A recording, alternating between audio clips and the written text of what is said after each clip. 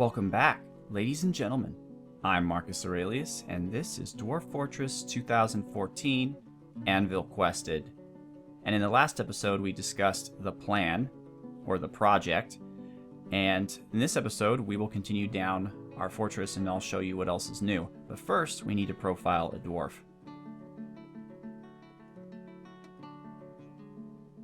Number 40.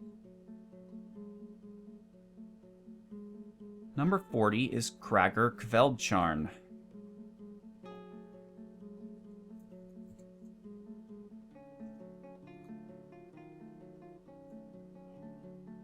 Kveldcharn is the husband of Lazy Git and is the grandson of two of our unassigned dwarves that we have yet to name.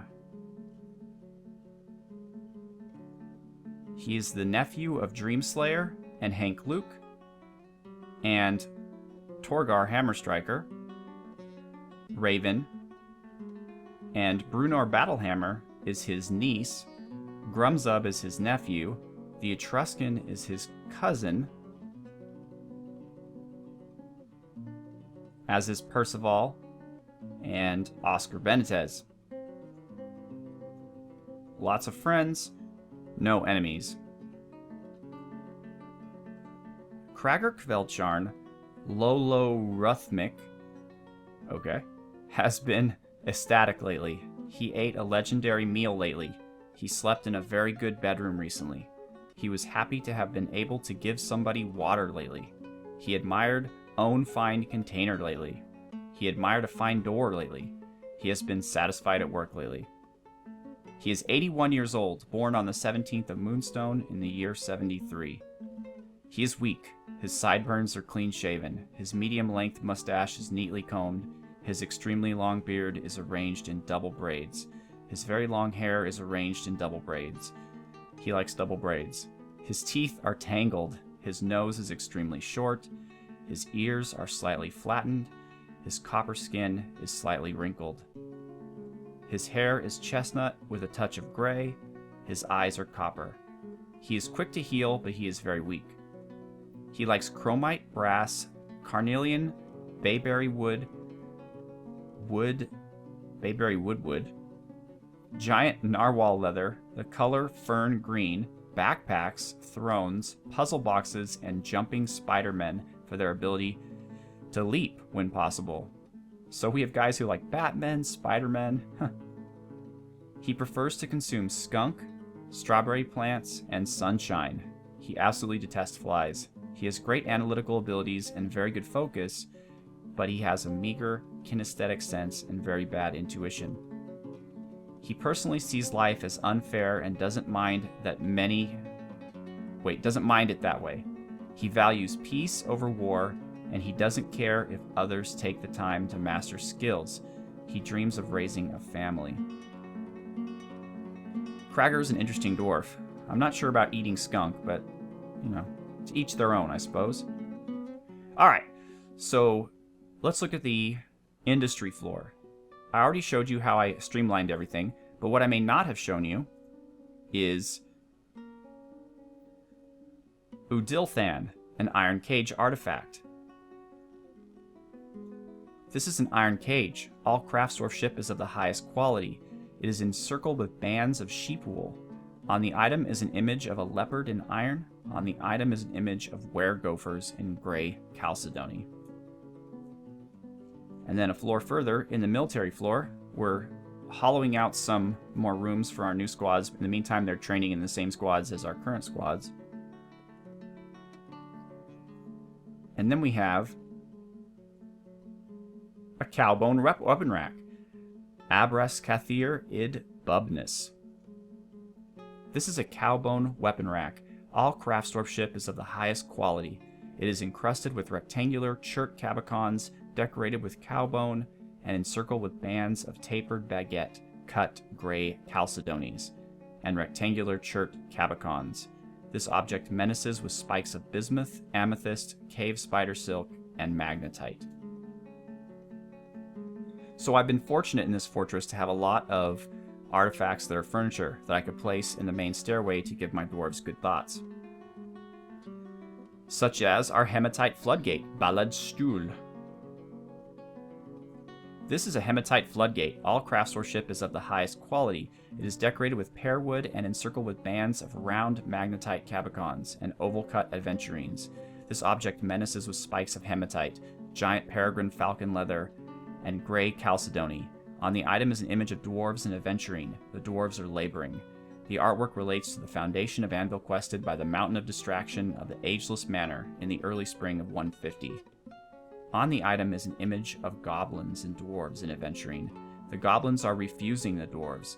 The artwork relates to the defeat of the subtle staff of the Ageless Manor and takeover of Price Rope by the Bridled Evils in the late summer of 151 during the conquest of Price Rope.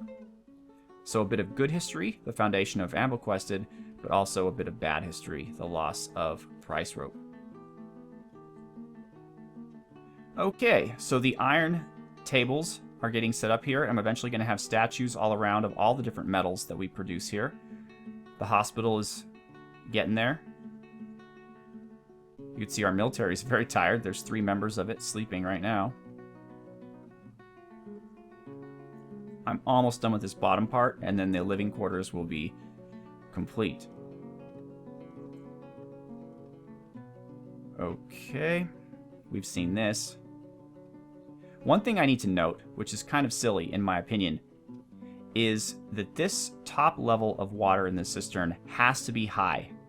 If this top level is like at 1 or 2, the dwarves won't use the wells, which doesn't seem to make a lot of sense because there are 2 levels of water underneath it. So there's plenty of water there, but apparently, yeah, if the top level isn't up to 6 or 7, the dwarves cannot use the wells. They won't even be listed as a watering or a water gathering spot, which is odd. Alright, so let us go down into the depths. You remember our arena that isn't quite workable, though I did smooth out the stone around it, so maybe we can avoid some climbers. Well, let's go down. So we are moving down, down, down, down, down, down, down. So hold on. So we start with layers of phyllite, and then we go into diorite. There's some gems there, some red spinel. Then we get into gneiss or gneiss and some cobaltite. And then we're at the first cavern layer, which you've already seen. This, as far as I could tell, is the only source of sphalerite in the fortress, so I really want to mine that out, and I'll tell you why in just a bit. So this is more of the first cavern layer. In fact, you know what? Let's just be cool and zoom out a little bit. Oop, no, that's not it. Okay, I hope you guys can see this. Might be a bit difficult, but this part right here is our main staircase, and this is what we've seen so far of the caverns. As we send military down there, we'll eventually uncover caverns that probably fill up this whole space. So here's a little bit of water here, some more open space. Okay, some more caverns here. A lot of mushrooms. There, so this cavern is really has a lot of Z levels. It goes up and down a lot. Not a lot of minerals though, except for what we've seen. Alright, so we continue our descent. Here's cavern layer 2. You can tell the difference between layer 2 and layer 1 because of the different fauna, or I should say flora, although the fauna is also different. But you have now the pink mushrooms and the red mushrooms. And I believe, not that I'll be able to see, but the red is a goblin cap, and the purple is a tunnel tube. So just like the first layer, we only kind of just edged into the cavern, so I had to build one wall on one Z level, and that was it. It was actually really fortuitous. If you recall in the second episode where I discussed the location of my up-down stairway, based on the layout of the map, kind of on the edges, I said that would protect us. It has indeed done so. In fact, had I just been one level to the left, I might have not even seen this cavern at all. The one negative about this second layer of caverns is that I don't see any minerals whatsoever. The rock is slate. But there is, finally, flexstone, marble. and we have some whole layers of that, but not as much as I would have hoped. So we're going to have to mine out every little bit of that.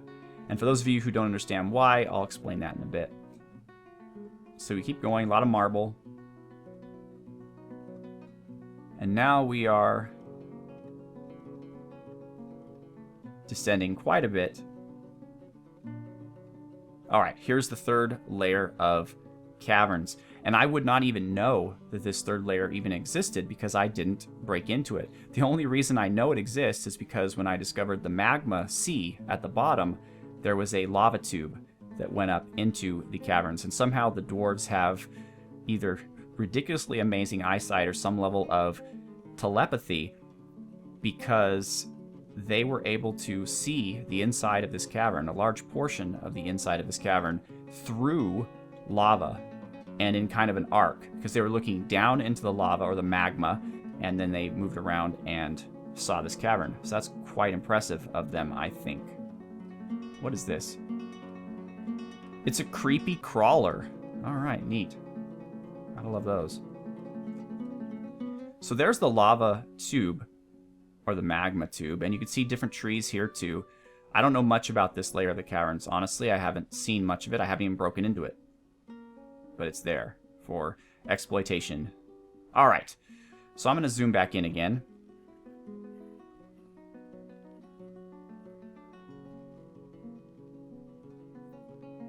And this is the magma level.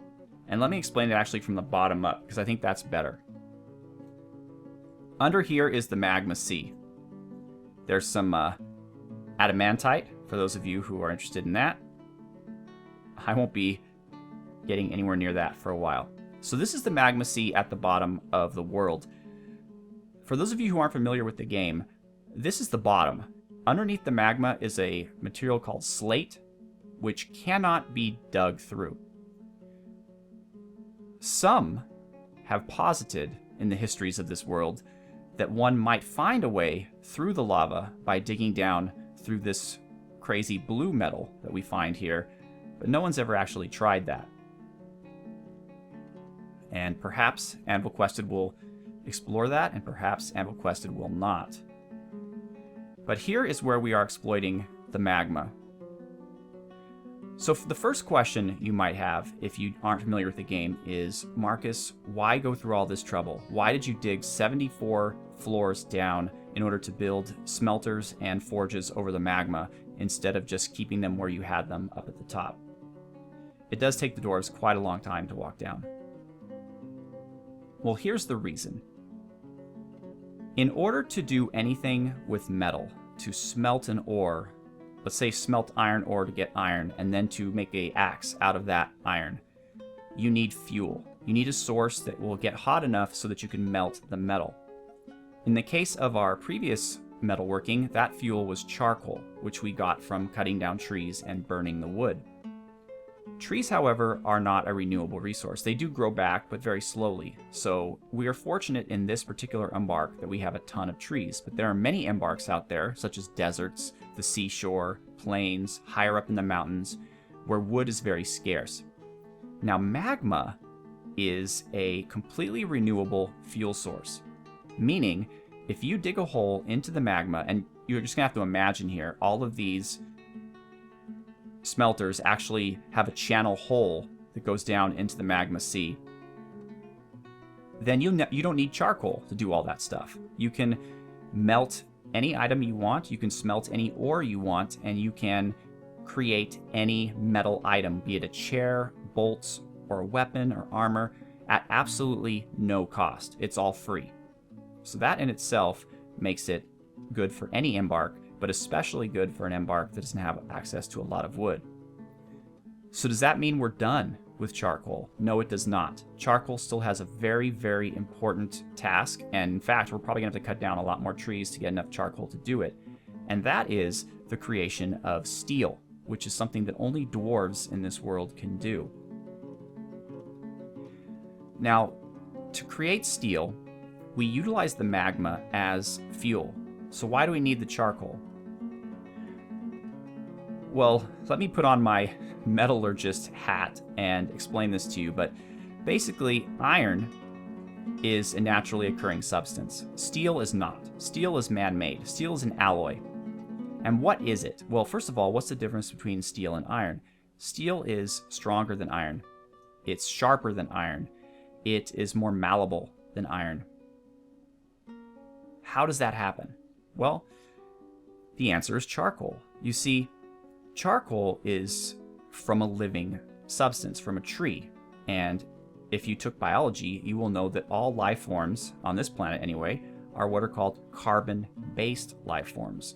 There is carbon in abundance in living things, including trees, including charcoal. When you put carbon into iron, you make it stronger, okay? You make it harder. So you use the charcoal to strengthen the iron, but there's a problem, because if there's too much carbon in the iron, it will be very brittle and will be easy to break. So what steel is iron that has been infused with roughly between 2% and 10% carbon. You can't have too much, remember, because it'll get too brittle, it'll break, but you can't have too little, because then what's the point? And so, in this game, if you want to create steel, you need to get, first of all, you need iron ore. You need to smelt that and get an iron bar from the smelter. This is free. You can use Magma for it. But then you have to infuse carbon into that iron, which requires charcoal, and then you get something called pig iron.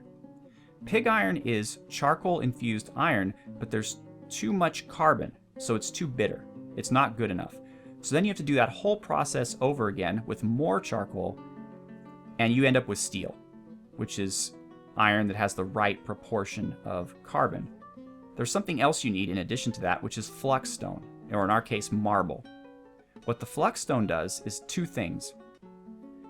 It allows the metal to melt at a lower temperature, but also it takes all of the impurities out of the metal and puts it on the edge where it can be taken off as a substance called slag. So it purifies the metal and lowers the melting point. So in order to create a steel bar in this game, you need an iron bar, you need charcoal, and you need flux stone. And then you need fuel, in this case magma, but if not, more charcoal. And then in that reaction, you will get what's called pig iron bars. And then you need to do that whole bit over again, more flux stone, more charcoal, and the pig iron bar, and you will get steel. So that is how it works. And because it's so ridiculously complicated, only dwarves know how to do it. No other race in the world. So what I've done here is I've created quantum stockpiles for every single ore that is found, or at least that I've been able to find at this point on our map. So we have this pile here, which is for hematite and magnetite. So this is our iron producing ore. This here is empty currently, but it is for tetrahedrite, which produces copper for the most part, but also a little bit of silver. This is galena, which produces lead for the most part, but also a little bit of silver. And then these two are empty currently, but they are for cassiterite and sphalerite. Cassiterite is an ore that produces tin, and sphalerite is an ore that produces zinc. So I have all of these smelters here, and then of course I have flux stone here, which in this case is marble, and charcoal. So I have everything I need here from my smelters to utilize, and then I'm utilizing my magma to create things. In this case, we have Grumzub here. He is creating lead crafts, I believe. Yes, he is making lead crafts. Since lead is kind of useless, but I need to smelt the galena in order to get silver, so I gotta do something with the lead, which is why I'm making crafts. So basically, Grumzub is going to send out these beautiful high-quality lead crafts out throughout the world so that dwarves and humans alike will get poisoned by them and go crazy. I think that's beautiful. Brings a tear to my eye. So yeah, that's our magma operation. In the next episode, I will discuss our upper floor, the floor above this, our metal floor, and what's going on there. And who knows, we might even start playing the game again. Wouldn't that be something? Once again, I am Marcus Aurelius. Thank you so much for watching. Have a good one.